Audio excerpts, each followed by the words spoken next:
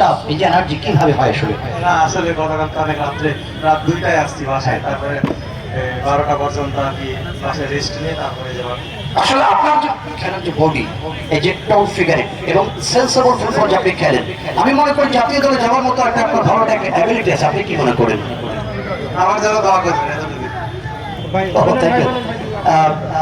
আমি সেক্রেটারি আব্দুল মান্নান ভাইকে আমন্ত্রণ জানাচ্ছি।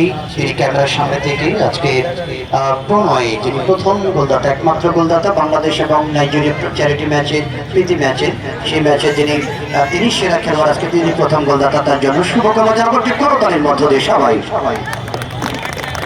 সুপ্রিয় দর্শক মন্ডলী, আপনাদের কি মনে আছে এখানে পরের খেলা কবে হবে?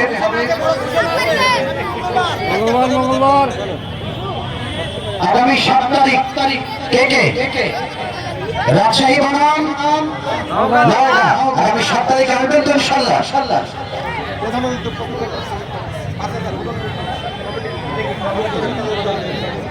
কমিটির পক্ষ থেকে, আমাদের প্রধান অতিথি আখতারুজ্জামান বল্টু ভাইয়ের পক্ষ থেকে কমিটিকে 5,000 টাকা অনুদান স্বরূপ দিয়েছে। আমরা সবাই করতালি দিয়ে স্বাগত জানাবো ভাইকে।